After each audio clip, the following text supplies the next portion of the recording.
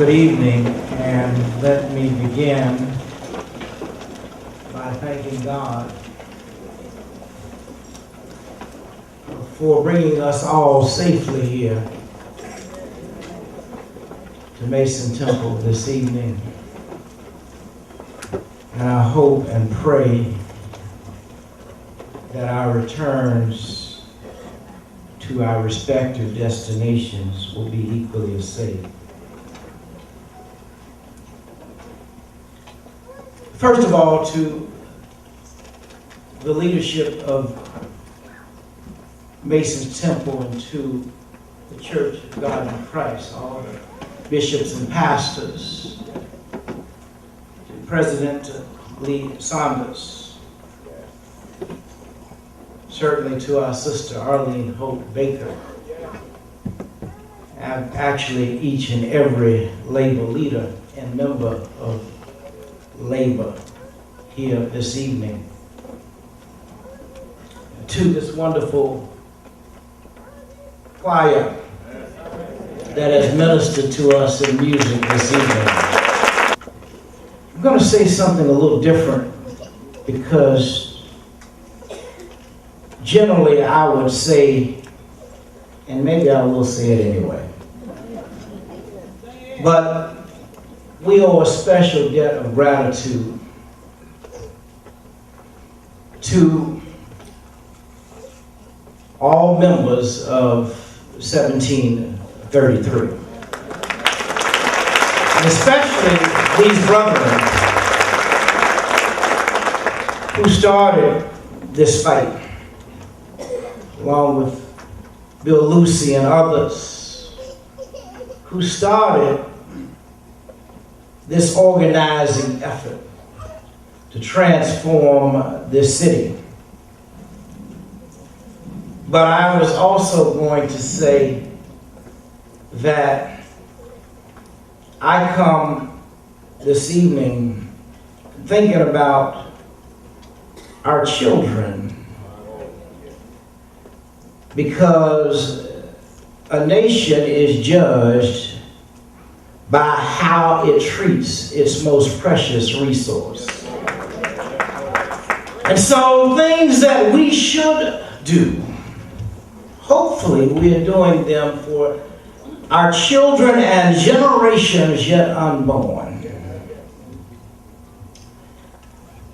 Now, I come to you this evening with mixed emotions, and don't need to be long. We've had a long program. And we have received orders in a real sense. I would like to have been able to come to this 45th anniversary feeling great about where we are. For my father and his team wanted to address what he called were the triple evils. And that evil, of course, my mom also addressed them in her lifetime. Resonated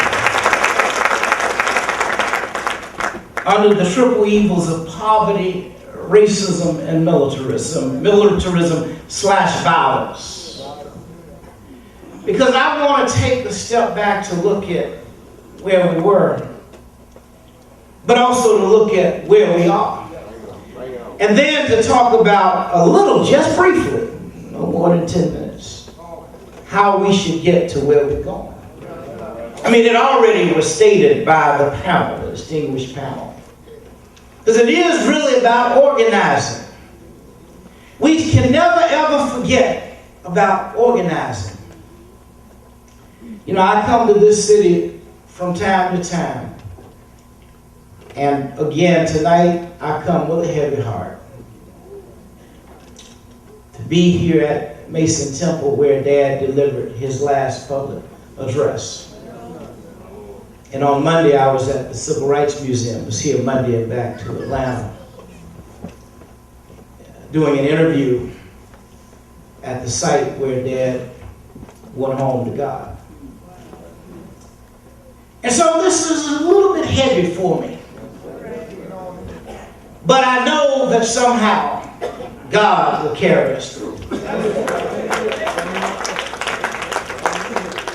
But going back to poverty, racism, and militarism, because some may say we've made some strides around race, and I would concur. In fact, we've made significant strides. But when I was here on Monday, I saw that just a few, I think Friday, over the weekend, the Ku Klux Klan marched in 2013 in Memphis, Tennessee. And you know what's beautiful about America is everybody has the right to say what they want as long as they're not hurting others.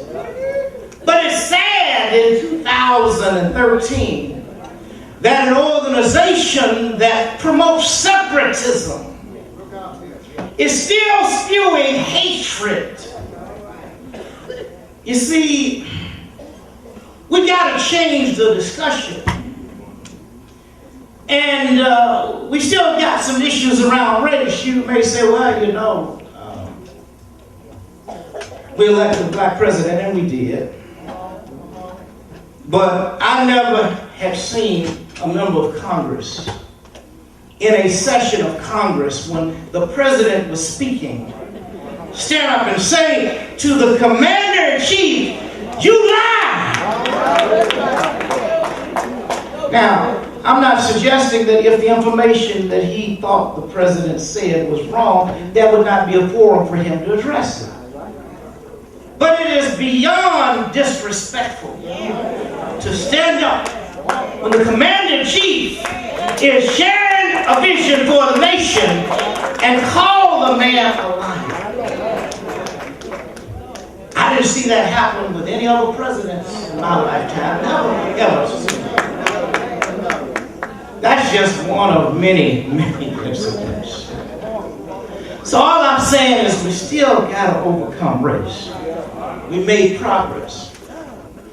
But let me go back to go to poverty, because you see, Dad wanted to really eradicate poverty. And you know, in 1968, he was far beyond where we are today, because he was talking about a living wage.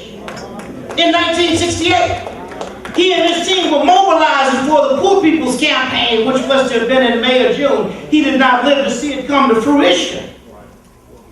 And we still debate the minimum wage. The president had to tell us the other day we need to get it up a little bit, more than a little bit. People can't live on a minimum wage. I mean, everybody believes in the concept of pulling yourself up by your own bootstraps. But it's beyond insulting to say to a bootless person, pull yourself up by your own bootstraps.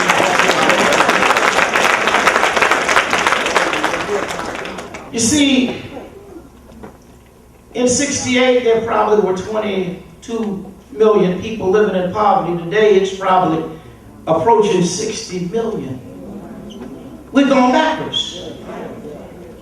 And yet, it was talked about, the 1% were talked about. 1% can't continue to make more and more, and 99% continue to make less and less. Ultimately, the country will fail. And we cannot allow our nation, which is a great nation, to fail. We have a history of creating opportunity. We have a history of working people coming together. That's what will happen in August of this year as we observe the 50th anniversary of the March on Washington. This year of anniversaries, the 50th anniversary of the writing of the letter from the Birmingham jail. We're now observing the 45th anniversary of the sanitation workers' strike, and shortly we'll be observing the 45th anniversary of the Poor People's Campaign. We started off with the 150th anniversary of the signing of the Emancipation Proclamation. But yet, all the solutions we know. What is it going to take for us to come back together? Labor, civil rights, women's organizations, Latino and the Hispanic community, Native American community, the gay and lesbian community. Now, whether you understand or accept the issue, it exists. It's real. And you can say, well, first of all, I don't, it's not my concern. I mean, my wife and I do what daughter, and that's my issue. That's all. I don't care who you love. That's your business. But everybody in America ought to have the right to love who they want to love. I mean, not now. Yes, ministers can take whatever position ministers need to take. I'm not a minister, so I'm gonna take maybe a little bit different departure. But we fought for the rights of everyone. So how can now you decide, well, we got a problem with this? We want rights, but you can't have rights. Some is misguided about that. So we got to create and build on this coalition. And it has to be done in a loving spirit. I'm convinced that everybody in America should be able to have a decent job. Everybody in America should have a decent home. Now let me qualify that. That doesn't mean everybody will have a $5 million home. Some may have that. Some may have a $50,000 home, but a decent home, a decent dwelling. Everybody in America should be able to have the best caliber of education. Everybody in America will soon have health care. And everybody in America should be able to have justice. I mean, I'm here in Shelby County where probably 95% of the population in jail is African American. Now, if you travel around America, see the jail industry, the industry has become an industry, it's a business. All over the country. And you go, Richard Pryor used to say, you go down to the courthouse looking for justice and all you'll find is just us. And that's a sad commentary, but there's a twofold responsibility. Part of it is our responsibility because it says biblically if you train up a child in the way that they should go, when that child is old, they will not depart from that training. So some have abandoned our responsibility of raising our children. But then there's another side in relationship to the system because we don't have enough indigent defense. Poor folk can't afford to pay for legal defense. And since there are not enough indigent defense attorneys, people do not get proper representation. And then we used to have something called rehabilitation. That doesn't exist anymore. We just have a revolving door. You get in, get out, get back on the street, end up right back in the system. It's a vicious cycle. And jails are full of black folk, Latino and Hispanic people, and poor white people. That is something we must address in this 21st century.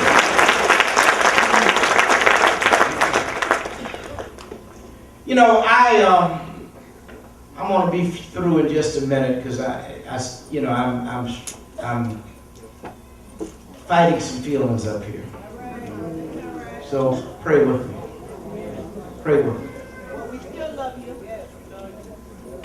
But I can't help but think of the spirit that my mom and dad always presided in. See, Dad promoted love. Unselfish love. A love that is defined by the word agape. You love someone if they're old or young, rich or poor, black or white, Native American, Hispanic American, African or Asian. It does not matter who they are. You love them because you know that God has called you to do that. And that's the kind of love that we got to have if we're going to move America forward.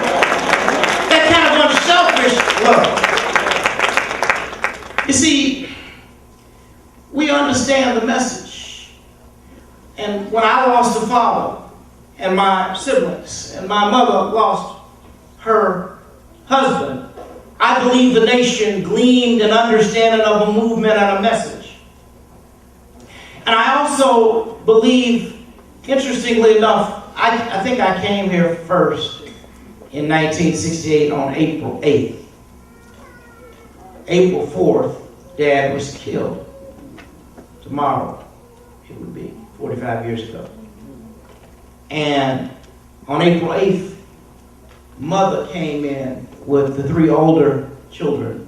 My older sister Johanna, who's gone home to live with God, and Mother, myself, my brother Dexter, and I. And we came, and she led that march on April 8th. And then on April 9th, we went back to Atlanta to eulogize Dad. Now, I think about that because the strength that she exhibited to actually come, no one had been captured for the murder, by the way. And, of course, no one ever was captured. But that's another story. I'm not going to discuss that. I would constantly go on record. I mean, we did a civil suit here in Memphis, in Shelby County. And it was shown that James Earl Ray did not kill Martin Luther King. So I don't know why they keep saying that. But anyway, I'm not here to argue with the government. I had to find my truth. Every family deserves to know how their loved one was killed. Every. And so when we found our truth, you know, we don't need to go out and tell everybody, you know, whatever who wants to continue to propagandize what happened. That's fine. But we know what happened. And there are many people in this city, or some people in this city, that know what happened. I only say that because it's important. It is said that a people that do not remember their history are doomed to repeat the mistakes of the past.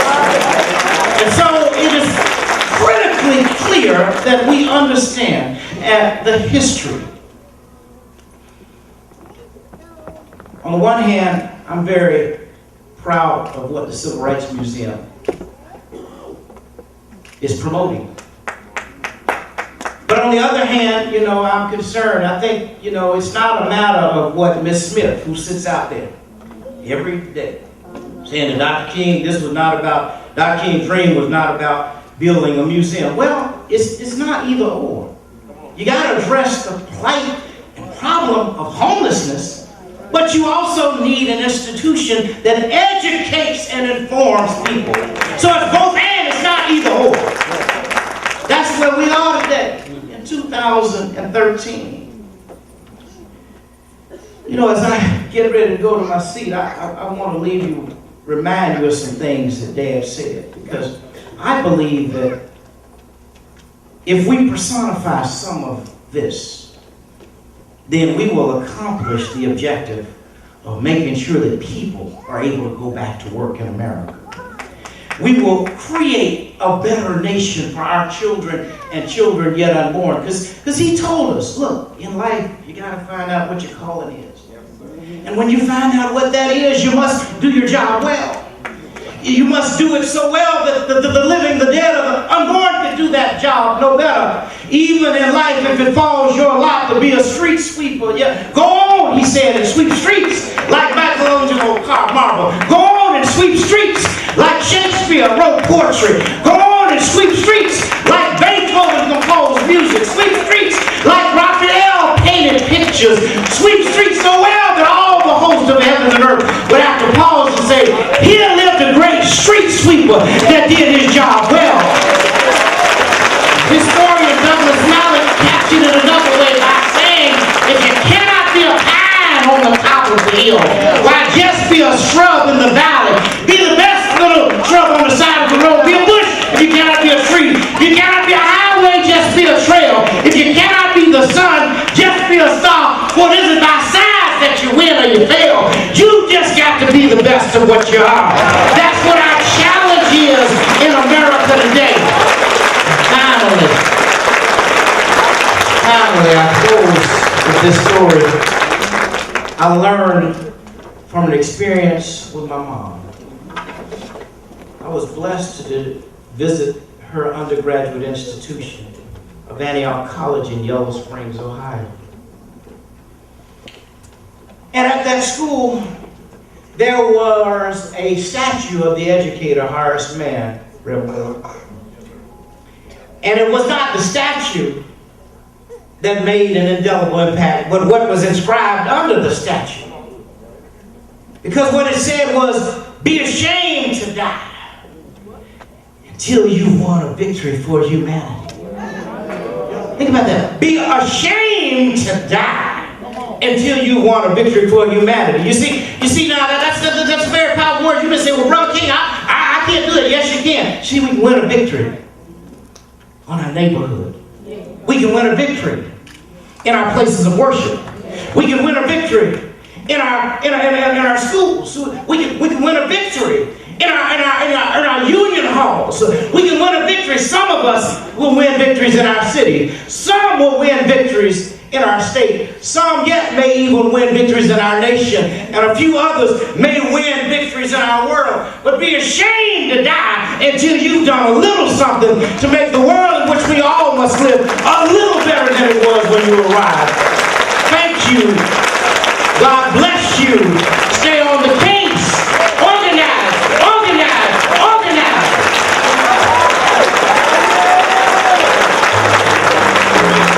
It's been too hard living, but I'm afraid to die.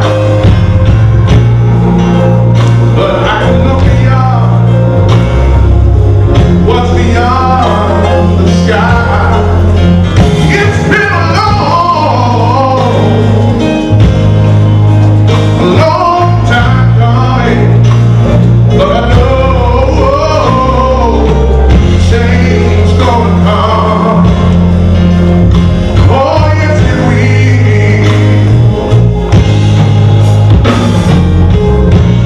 I go to my brother and I say, brother, help me please.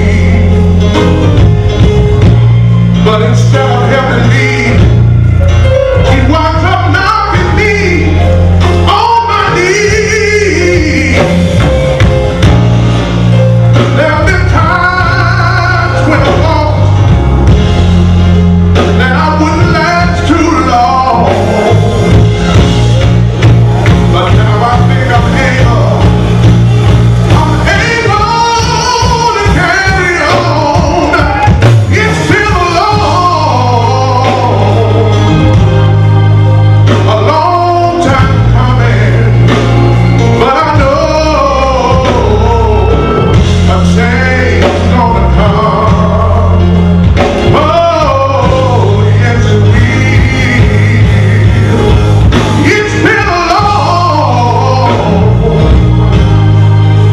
a long time coming, but I know a change is gonna come. Oh, yes it will.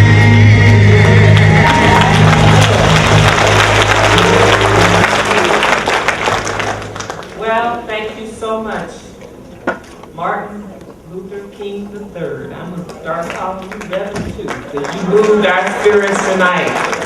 Feel like we've been in the mountaintop again. And in this place tonight, we have had a lesson. We've talked about our history, a history lesson, a civics lesson, a lesson in movement building and how to sustain that movement. We've had some spiritual renewal. We've talked about the greatest thing of all, biblically, and that's love. And we've talked about courage. And the only way we're going to move forward is we've got to do it together. And we've got to have solidarity. And I think it's no more fitting that we will have solidarity forever tonight with a very special voice, Lily Eccleston, who is the Vice President of the National Education Association. Lily.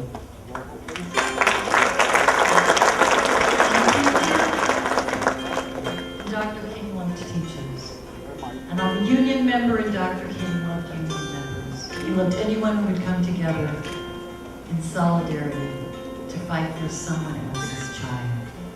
I want to dedicate this love song to Dr. King. When the union's inspiration through the workers' blood shall flow, there can be no power greater anywhere beneath the sun. But what force on earth is weaker than the feeble strength of one? For the union makes us strong. Oh, solidarity forever.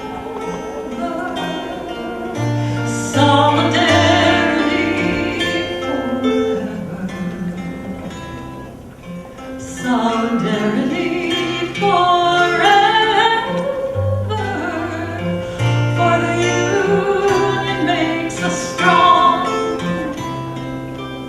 In a nurse's healing hands, a power greater than their gold. In a teacher's caring guidance magnified 4,000,000-fold. The might of brothers and sisters, black and white and young and old. For the union makes us strong. Oh, solidarity forever. Solidarity forever. Solidarity forever. For the union makes us strong.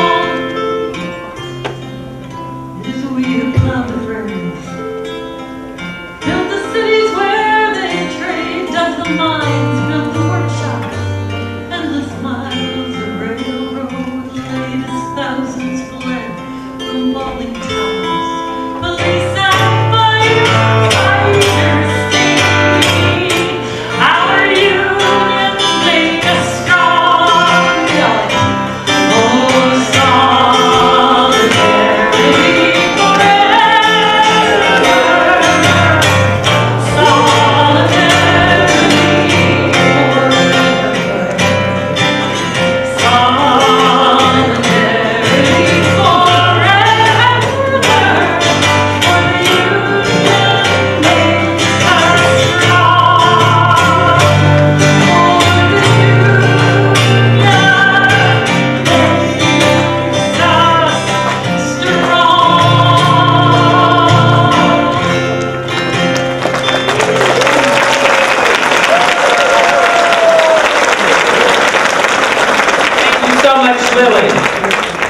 And now it's time, it's an opportunity for us to all be in solidarity tomorrow.